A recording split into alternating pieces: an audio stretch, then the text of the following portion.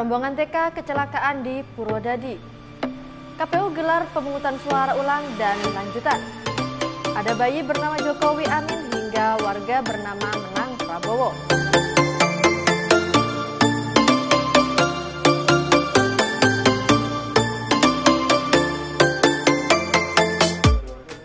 Halo, assalamualaikum pemirsa. Selain ketiga informasi tadi, sejumlah informasi dari Pasuruan dan sekitarnya telah dipersiapkan tim redaksi. Bersama saya Ardiana Putri, inilah Warmos Pekan selengkapnya.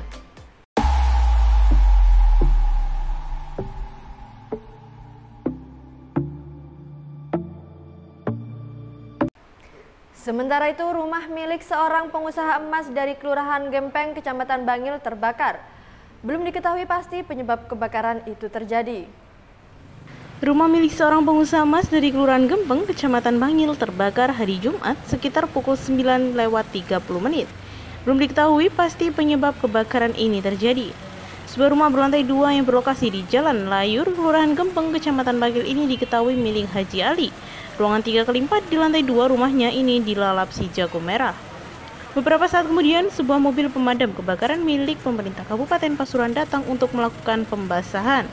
Api yang sempat membakar sebuah ruangan di lantai 2 itu pun berhasil dijinakkan tak lama setelah dilakukan pembasahan. Hingga berita ini tulis, belum ada keterangan dari kepolisian terkait penyebab kebakaran di rumah milik Haji Ali ini. Dari tempat itu. Oh, cuma variasi. Iya. Apa itu? Modelnya. Sempat membesar atau gimana? Sempat membesar itu ada 1 jam. Dari Bangil, Ahmad Romadhoni melaporkan.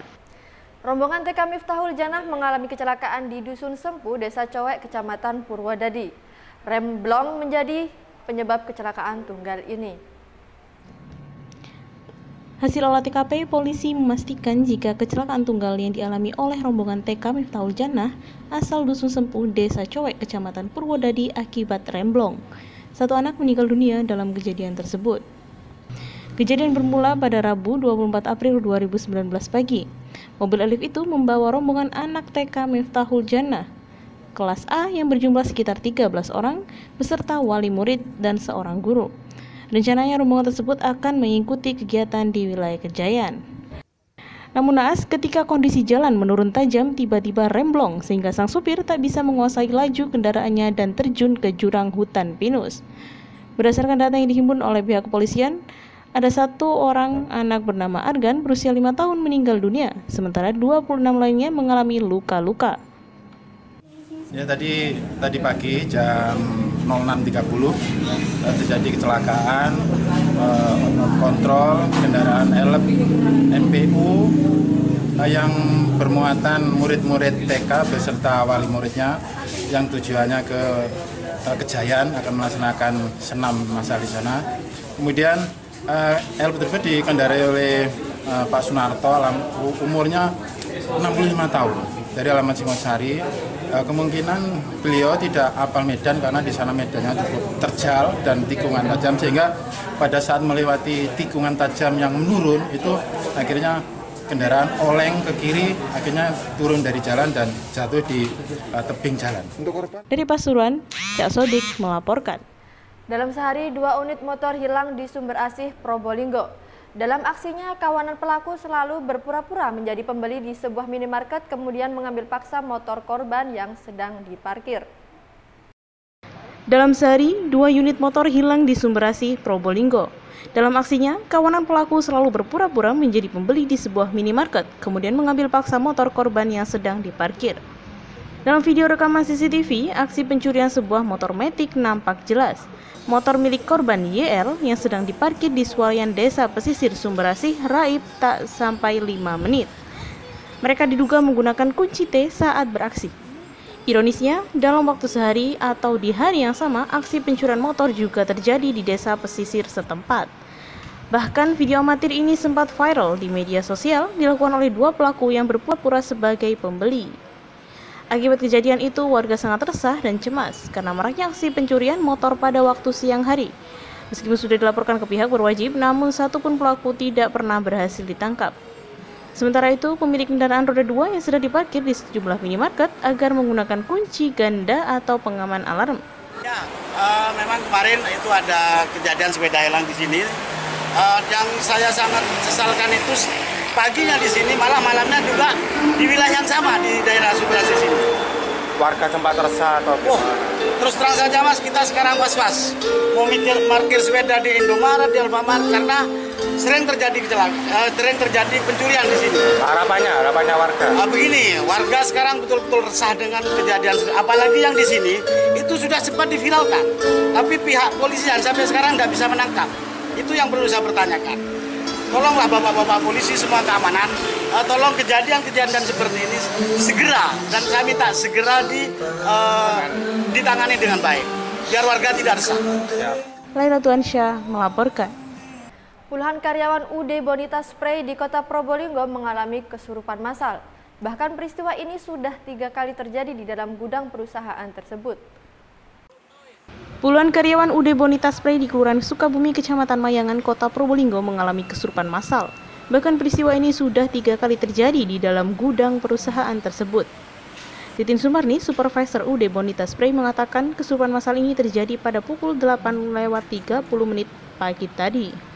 Sekitar 10 orang lebih yang kesurupan, rata-rata merupakan karyawan wanita. Mereka tampak meraung dan menangis. Akhirnya seluruh karyawan ini pun dipulangkan secara lebih cepat. Secara terpisah, Udi Ulhak, ahli supranatural, mengatakan kesurupan massal ini terjadi akibat kesalahan seorang karyawan. Pekerja tersebut disinyalir melakukan perbuatan tak senonoh di area gudang. Menurutnya ada sekitar 32 jin yang sedang melakukan ritual Jumat Legi. Mereka marah karena ada salah satu karyawan yang melakukan perbuatan tak senonoh yang berhasil masuk ke tubuh para karyawan. Kan udah pernah kejadian seperti ini sudah. Baru tadi ini. Kalau di gudang ini berapa kali? Kalau gudang Kalau di sini berapa kali? Baru berapa kali? Ya, kan saya tahunya kan kalau ini kan sudah 3 kali ini. Tiga kali ini ya. Tapi lama, enggak selalu Jumat Legi itu enggak ada sampai sering gitu.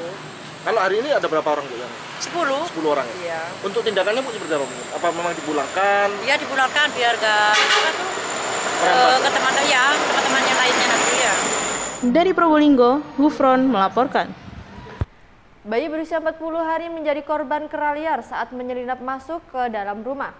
Akibatnya bayi tersebut terluka pada bagian kepala. Bayi berusia 40 hari menjadi korban kera liar saat menyelinap masuk ke dalam rumah. Akibatnya bayi tersebut terluka pada bagian kepala. Bayi itu merupakan anak dari pasangan suami istri Arsono dan Yuliatin, warga Malang yang menetap di Kelurahan Kedung Asem, Kecamatan Monoasih, Kota Probolinggo. Yuliatin mengatakan saat itu sekitar pukul 11 siang, anaknya yang bernama M. Aldo sedang berada di kamar. Sementara dirinya sedang mengambil jemuran lalu kemudian menaruhnya di dapur. Saat itulah Yuliatin mendengar suara kera. Ia bergegas menengok bayinya itu. Tiba-tiba pertama kan kita lihat TV, anak 2, suami saya keluar. Saya gendong ini, berhubung dia tidur, saya taruh pelan-pelan, saya taruhin bantal sebelahnya kan. Habis itu saya ambil jemuran di depan. Belum ada 5 menit ambil 2 baju, langsung pas wah gitu kan. Terus anak saya itu langsung menjerit. Anak saya yang 11 tahun itu yang tahu. Akibatnya Aldo mengalami luka di bagian kepala, dahi, dan hidung setelah dilempar dan dicakar kera liar itu. Bayi tersebut kini sudah ditangani oleh tim medis RSUD Dr. Saleh Kota Probolinggo. Sementara itu, Nur Hadi, Lurah Kedung Asem menuturkan pihaknya sudah berkoordinasi dengan aparat untuk membantu memburu kera liar itu. Sudah kami warning atau kami imbaukan kepada masyarakat agar hati-hati dengan adanya teror kera yang pertama ini. Namun namanya kejadian masih ada lagi dan ini lebih saya sebutkan lagi. Kalau nanti memang dari warga masyarakat ada informasi kera, kita harus tindak langsung. Kita sudah memperbakin teman-teman yang termasuk warga masyarakat, kita gerakkan semua untuk memburu, Mas. Ini masih 1-2 hari masih saya pantau terus lokasi di sini agar tidak terjadi korban-korban yang lain. Dari Probolinggo, Gufron melaporkan. Jelang Ramadan, harga bawang putih melonjak hingga 100%. Akibatnya, daya beli masyarakat berkurang drastis. Jelang bulan Ramadan, harga bawang putih melonjak hingga 100%. Akibatnya, daya beli masyarakat berkurang drastis. Susmiati Wilamsari, salah satu pedagang, mengatakan saat ini harga bawang putih sudah mencapai Rp40 hingga Rp45.000 per kilogramnya. Padahal, harga awal bawang putih hanya Rp18 hingga Rp20.000 per kilogramnya. Sementara itu, Desi, salah seorang konsumen, mengeluhkan mahalnya harga bawang putih ini. Porto Bromo pun mengonfirmasi mahalnya harga bawang putih di pasaran kepada Muhammad Arif Billah, Kepala Pasar Wonoasih, Kota Probolinggo. Menurut Arif, lonjakan harga bawang putih sudah terjadi sejak seminggu terakhir. Bawang putih 42 jualannya. Kalau gulanya berapa? Gulanya 40. Sebelum itu harganya berapa, Bu? Harganya biasanya 15.000 1 kilo. Berarti kenaikannya sampai 100% lebih? Iya. Ini karena mau menjelang puasa atau? Tidak tahu, mungkin iya. Mungkin menjalankan hari raya. Mau puasa itu ya? Iya. Bu, kalau harga mahal segitu pembelinya berkurang ya? Kurangi. Sampai berapa? Biasanya orang beli 1 kilo belinya cuma seperempat. Harga bawang putih 40. Itu dibuat apa biasanya? Dibuat masak. Itu kenapa kenaikannya? Mau puasa atau? Nggak tahu ya. Iya mungkin. Itu untuk konsumen memberatkan? Iya memberatkan sekali. Biasanya buat beli sembahan yang lain 10.000 seperempat buat bawang putih. Sekarang cuma bawang putih? Iya. Dari Probolinggo, Gufron melaporkan. KPU gelar pemungutan suara lanjutan di TPS 3 Kecamatan Kejayan digelar untuk mencoblos presiden. Pemungutan suara lanjutan atau PSL di TPS 03 Dusun Miran Kerajaan, Desa Wangkal Wetan, Kecamatan Kejayan, Kabupaten Pasuruan digelar hari ini untuk mencoblos presiden. PSL dilakukan lantaran jumlah surat suara untuk presiden dan wakil presiden kurang saat pencoblosan pekan lalu. Kelompok penyelenggara pemungutan suara atau KPPS sudah bersiap sejak pagi untuk mempersiapkan logistik pemilu. Proses pemungutan suara pun dilakukan seperti biasanya. Abdul Ghafur, Ketua Panwascam Kejayan, mengatakan kekurangan surat suara Presiden dan Wapres pada pemilu 17 April lalu ada sebanyak 47. Maka jumlah itu juga yang akan kembali datang ke TPS untuk menyalurkan hak pilihnya dalam PSL ini. Diketahui, Bawaslu Kabupaten Pasuruan melalui Panwascam Kejayan sebelumnya telah mengajukan rekomendasi kepada penyelenggara pemilu agar dilakukan pemungutan suara lanjutan. Setelah pemungutan suara selesai pada pukul 13 waktu Indonesia Barat, KPPS pun langsung melanjutkannya dengan perhitungan suara. Luluk Maknunah, salah seorang warga Dusun Miran, mengaku lega dapat menyalurkan pilihannya pada PSL kali ini.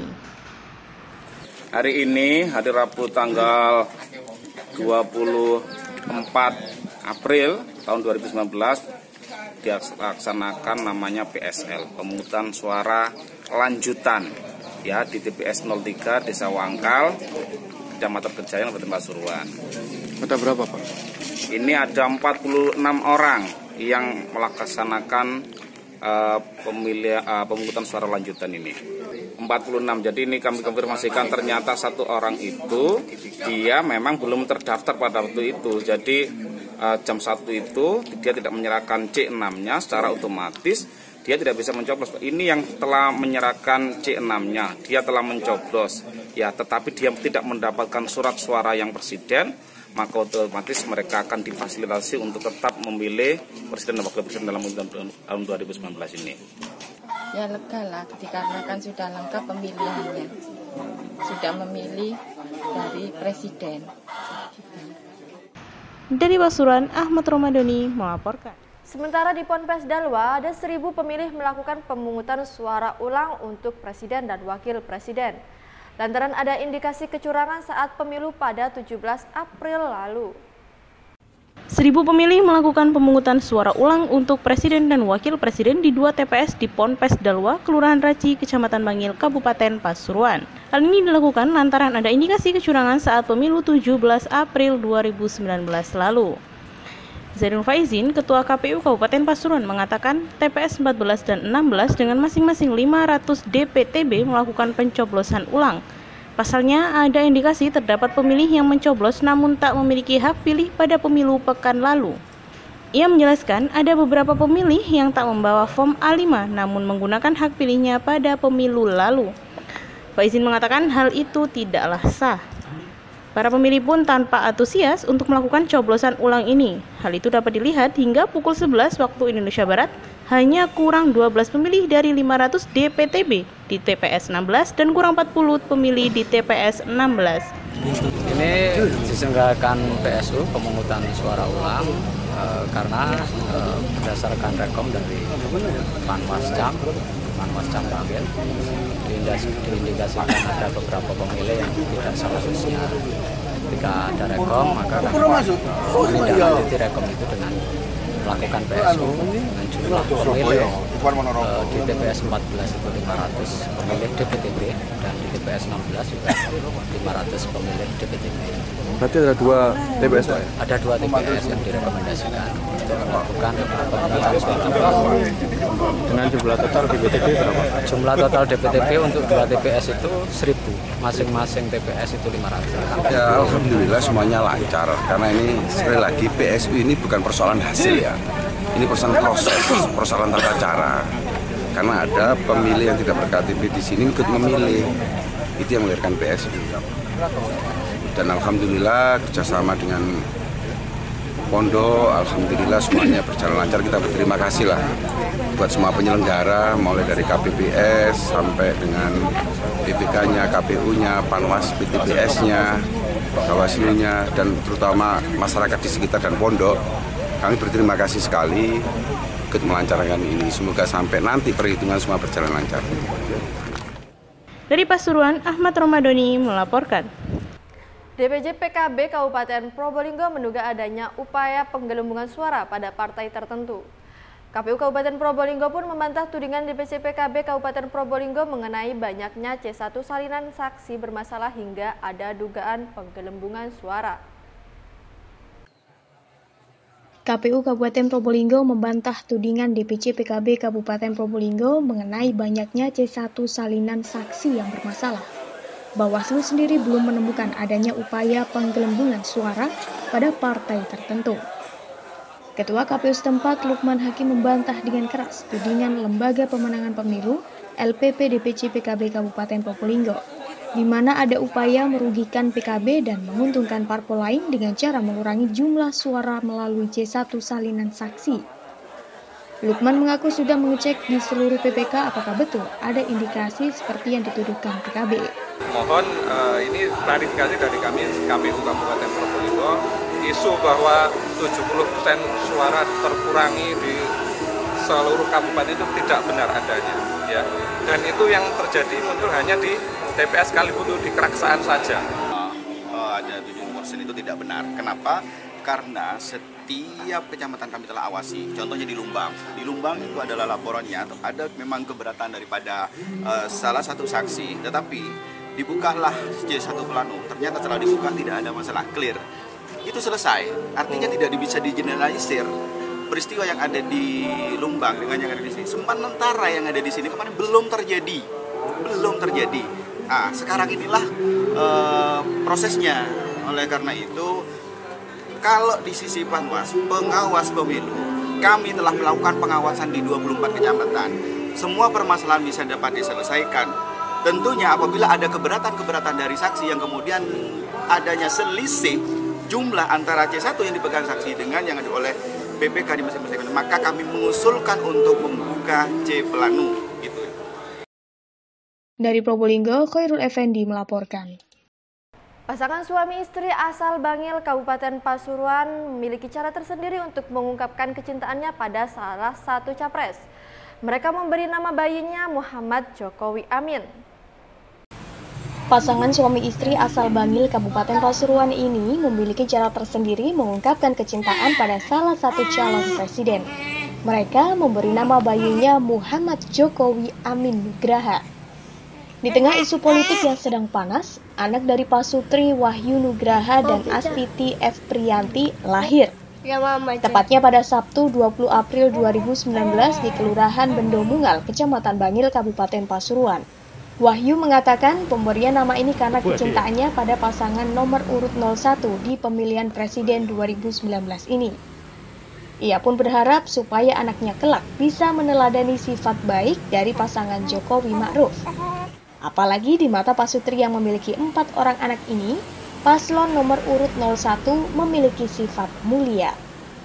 Ya, karena saking cintanya saya ini Pak dengan Pak Jokowi Pak. Dengan fitnah-fitnah di negara Indonesia ini semakin tajam dengan Pak Jokowi. Makanya sampai saking cintanya saya sama Pak Jokowi.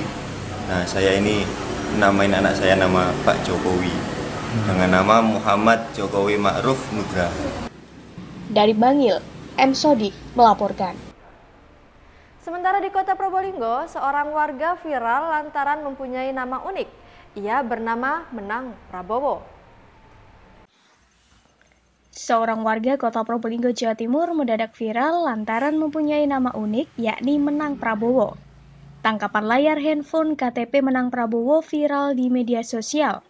Bertepatan dengan memanasnya suasana pasca pemilu Presiden 2019. Berdasarkan penelusuran, Menang Prabowo laki-laki kelahiran Bondowoso 30 tahun lalu ini memang benar warga Kota Probolinggo. Tepatnya di Jalan Prajurit Siaman nomor 2C, Kelurahan Jati, Kecamatan Mayangan, Kota Probolinggo. Menang Prabowo merupakan putra ketiga dari 3 bersaudara, Pak Sutri, Yusi Gunawan, dan Lani. Saat ini keduanya sudah meninggal dunia. Dalam KTP yang viral, Menang Prabowo merupakan kelahiran Bondowoso tahun 1989. Namun, berdasarkan keterangan Sony Yus, kakak sulung Menang Prabowo, adiknya itu sudah tinggal sejak kecil di kediamannya saat ini, di mana almarhum ayahnya memang memiliki usaha toko plastik. Untuk Pak Prabowo ini benar saudara? Betul. Itu adik atau adik ya? Yang nomor berapa? Nomor 3. Dari 2 bersaudara. Dari 3 bersaudara. 3 bersaudara ya. Pada waktu pemilu kemarin nyoblos di sini apa enggak? Kemungkinan di Surabaya, Pak. Berarti nggak pulang ya? Nggak pulang, Pak. Pak, untuk Pak Prabowo sendiri tinggal di sini sejak kapan? Pak Prabowo-nya sudah lama, Pak. Dari kecil ini. Dari lahir ya? Iya. Ya, ada. Terus? Kalau kita lihat dari KTP-nya memang itu warga Kelurahan Jati di RT 5 RW 5 kalau nggak salah. Terus kita sudah verifikasi ke database kami juga, memang yang bersangkutan memang tinggal di tempat yang sesuai KTP. Sesuai KTP. Artinya itu bukan manipulasi data atau bukan? Bukan. Rekayasa. Jadi memang karena sekarang pemilu dikait-kaitkan, tapi memang itu asli warga itu bernama Menang Prabowo. Itu kelahiran 89, kelahiran Bondowoso. Dari Probolinggo, Laila Tuansyah melaporkan. Berita tersebut menjadi akhir dari Warmo Sepekan edisi hari ini. Mewakili tim redaksi yang bertugas, saya Ardiana Putri, pamit undur diri. Wassalamualaikum warahmatullahi wabarakatuh dan sampai jumpa.